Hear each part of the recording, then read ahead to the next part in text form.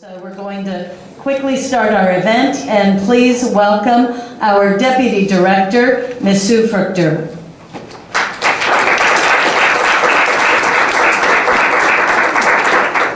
Good morning, I'm Sue Fruchter, Deputy Director of the National Museum of American History, and I would like to welcome you to the museum and to this special donation ceremony which brings the full breadth of Jim Henson's creative genius to the nation.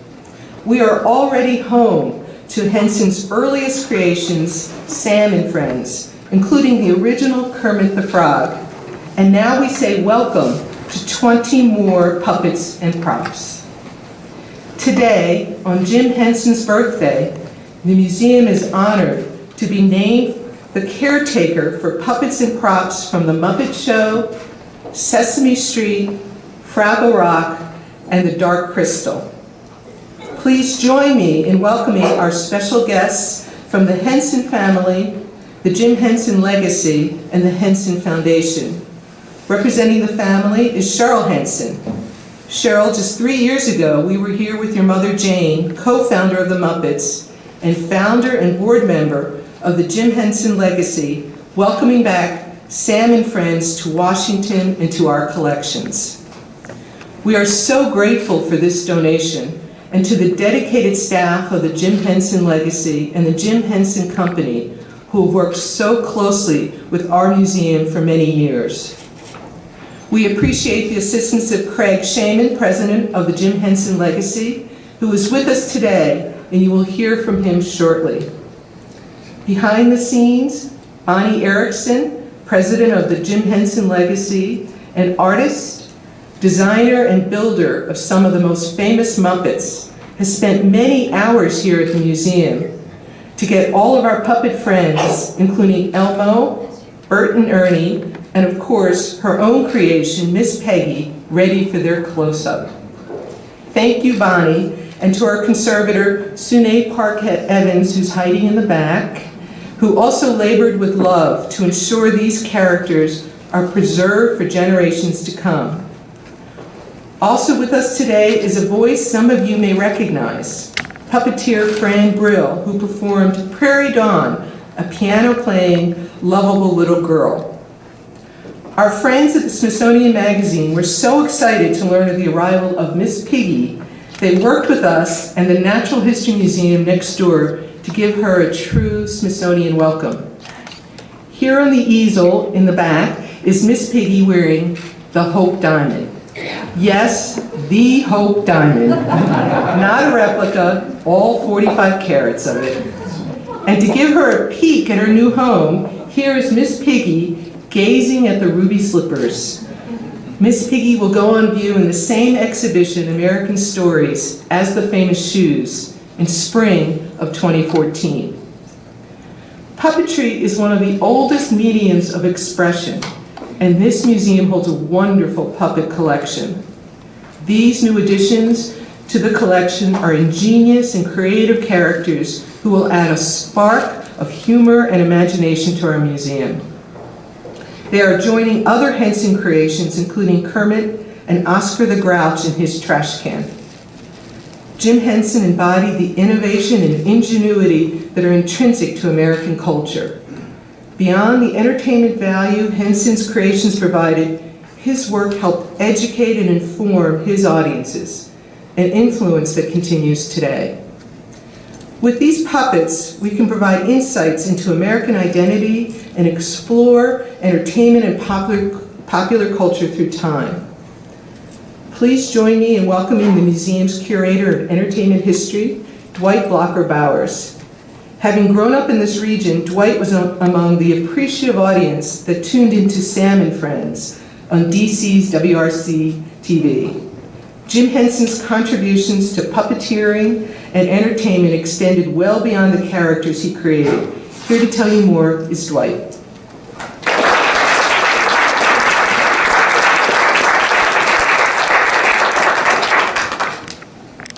When I was 5, I used to memorize the routines of Sam and Friends and perform them for a neighbor that was near us. But relax, I'm not going to do that today.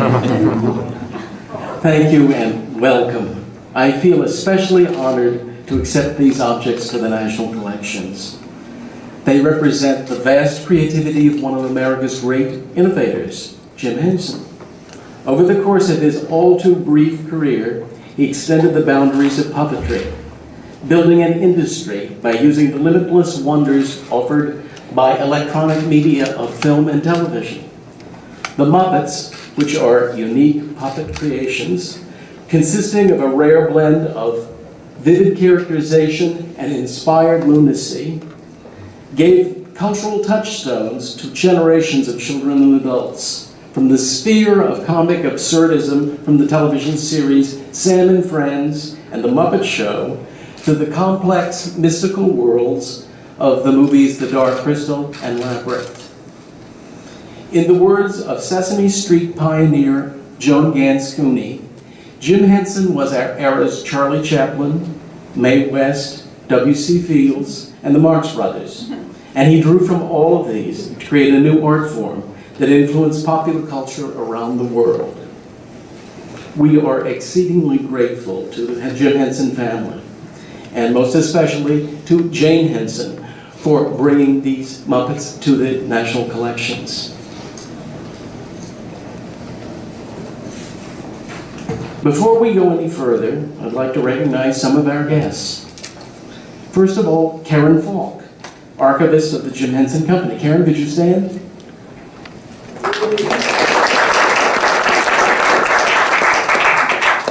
And Rhoda Cosme, collection manager for the Jim Henson Legacy, both of whom have lent innumerable amounts of hours to this. And the Vice President of Themed Entertainment for Sesame Workshop, Peter Von Roden.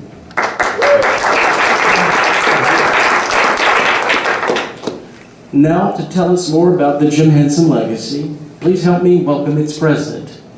Craig Shemin began his association with Jim Henson Company as a college intern during the summer of 1987. He is responsible for assembling the video clips that you saw when you came in today. And on his website, he describes himself as a writer, a producer, an editor, and a donut aficionado. Welcome, Craig Shemin.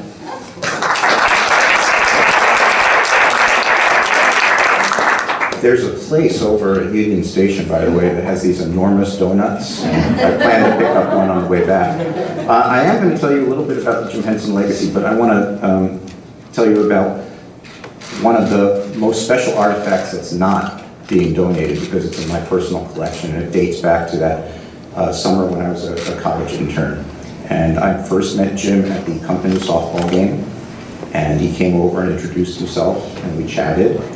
And then he asked to borrow my baseball glove for the game. So I gave him the glove to use, and we passed it back and forth as the innings changed. At the end of the day, I had him sign it. I had Frank sign it. So I probably have the only game-used Jim Henson baseball glove autograph in existence. White's mouth is watering right now. It sort of converges a sports collection, pop culture. But I have it for now. We'll talk.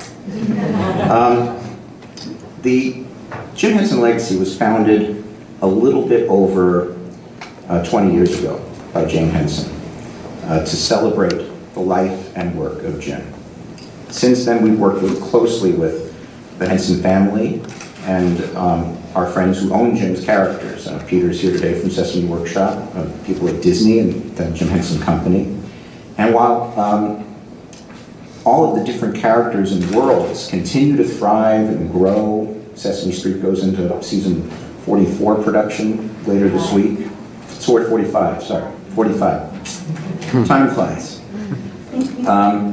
And the new Muppet movie's coming out next year. It was important to our founder, Jane, and to all of us that we not forget that it started with one man's vision. So everything we've done since then, under the guidance of a dedicated board of trustees, some of whom were introduced earlier. Al Gottesman is also here. Al Gottesman was introduced. Al was Jim's lawyer, and he wrote some of the most beautiful contracts. They are actually on display in the next room over.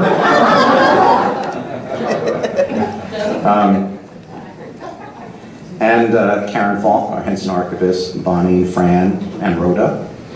We put on screenings, special events, exhibits.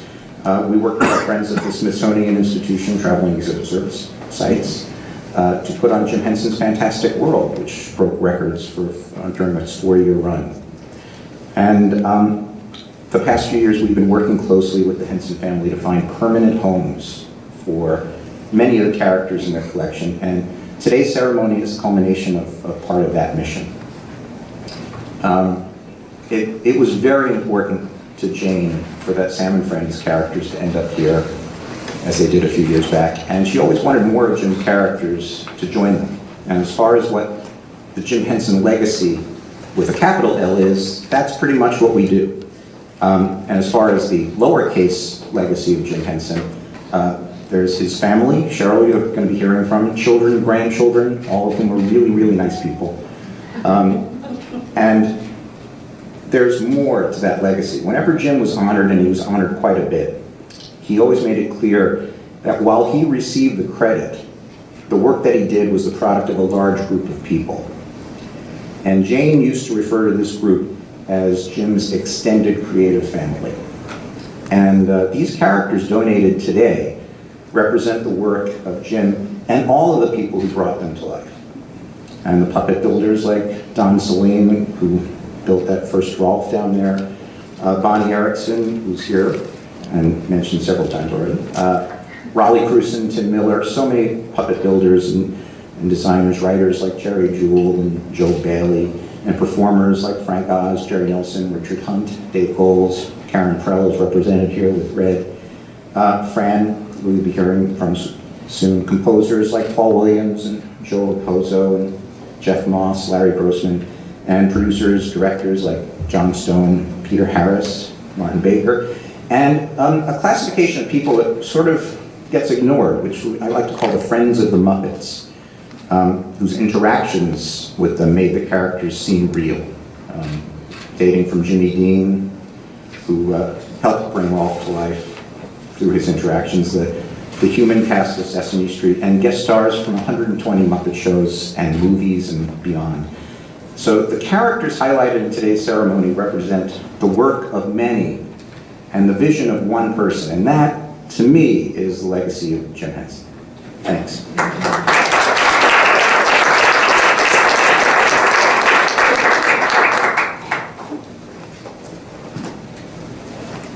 Bonnie Erickson was part of the original design team for The Muppet Show and is credited as the designer and builder of a number of Muppets, including our friend Miss Piggy right down there. Bonnie is the executive director of the Jim Henson Legacy, and if you think Miss Piggy looks wonderful today, it's largely in part to her skill. Please help me welcome Bonnie Erickson.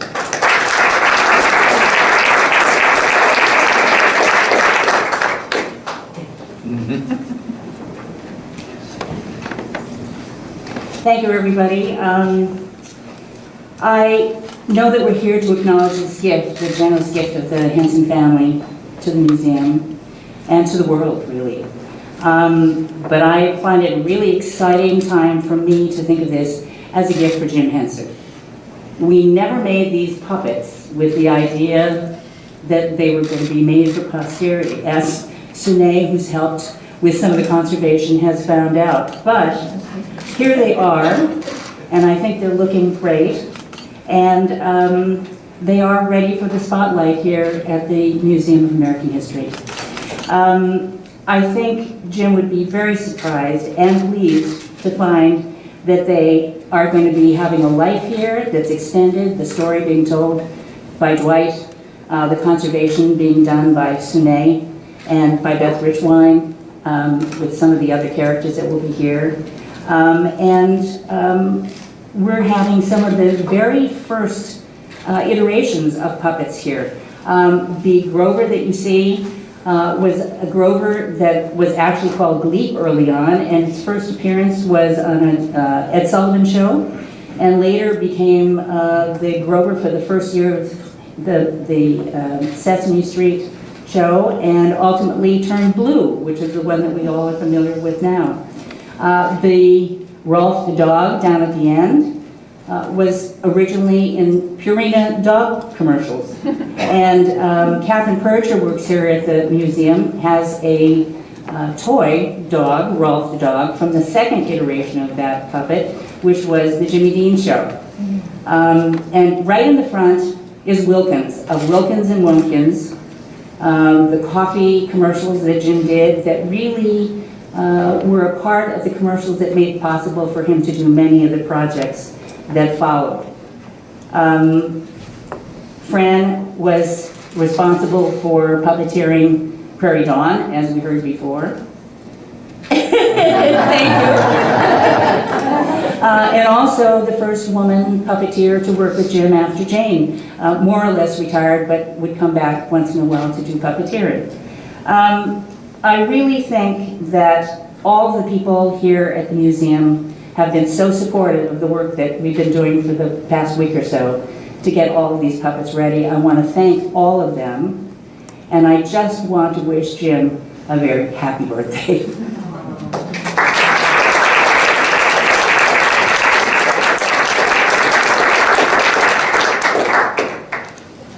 Fran Brill is an Emmy Award-winning actress and puppeteer who has worked on Sesame Street since 1970.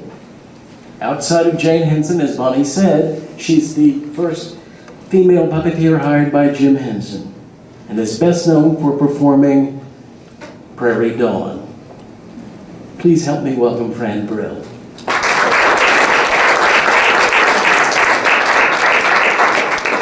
Thank you. I'm just, looking at all these characters and thinking, this is the puppet family, and yet I feel like they're all my relatives. And it's so interesting because there are at least, 3 shows represented here, and yet I feel like they all are part of this one big family that Jim created. I guess working with him, what I think of most is that he created a family of puppets, a family of puppeteers, and the way he treated all of us as collaborators, he never felt like a boss. We were there to play and have fun with each other and collaborate with each other, and that's really the legacy that he left all of us puppeteers. And even though he's not around anymore, we who knew him passed that along to the younger puppeteers. So that sense of family and a team is, still happening today. I think Jim had such enormous respect for other human beings and people that's why he treated us like that. He never acted like a boss. It was very typical of him to say, well, what do you think? How did you think, you have any ideas? He was always asking other people to just, if you have a good idea, let me know. And we all kind of still do that today. You don't feel like there's a hierarchy, I guess is what I'm saying. So it was a joy. It is still a joy. I'm still doing it. Don't know for how much longer, but it's been a wonderful, crazy surprise to have happened in my life. Somebody who never was a puppeteer who got hired on this show simply because I was an actress who had come to New York, and Jim found qualities in me that he thought would work well as a puppeteer. So with a little training, I was just thrown in, and it's just turned out to be a heck of a lot of fun and hardly ever felt like work. So thank you. It's a great legacy.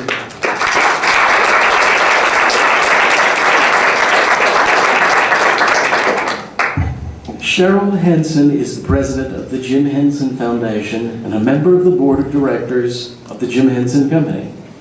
The second child of Jim and Jane Henson, she is greatly involved as an advocate for puppet theater, acting as executive producer for the Henson International Festival of Puppet Theater. To sign the museum's gift and to make some comments, please help me welcome Cheryl Henson.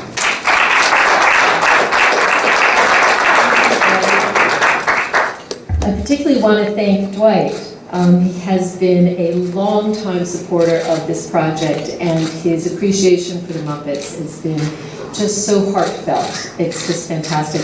And to thank the museum, because to have a home for these characters, a permanent home for these characters here at the National Museum of American History is an extraordinary, extraordinary honor.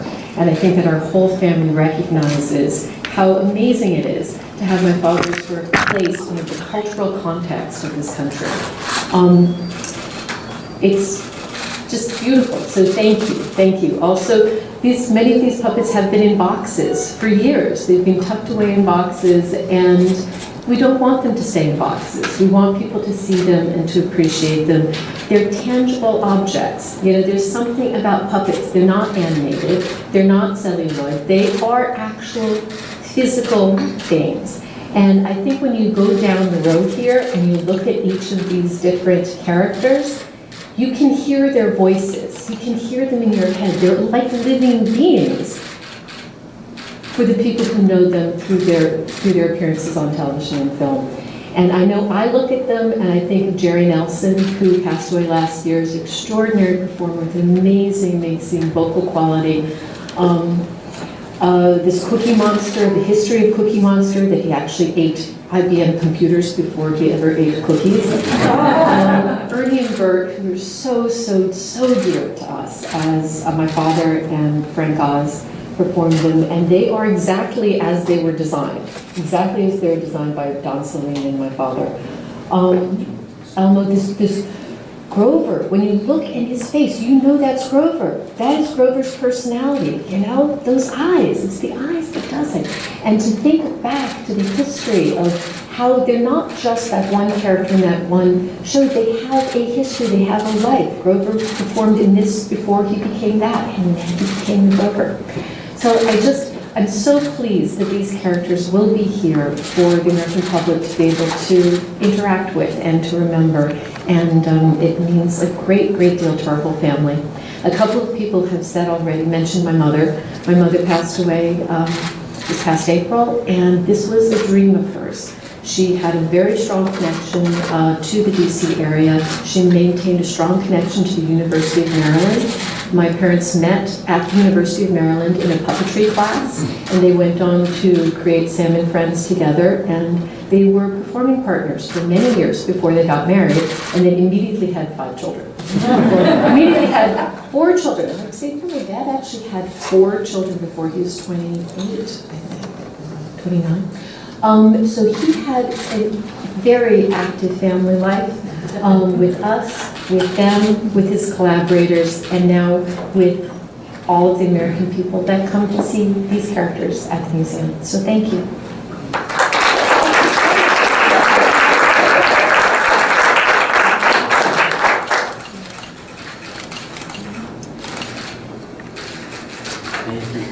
Now they belong to the nation.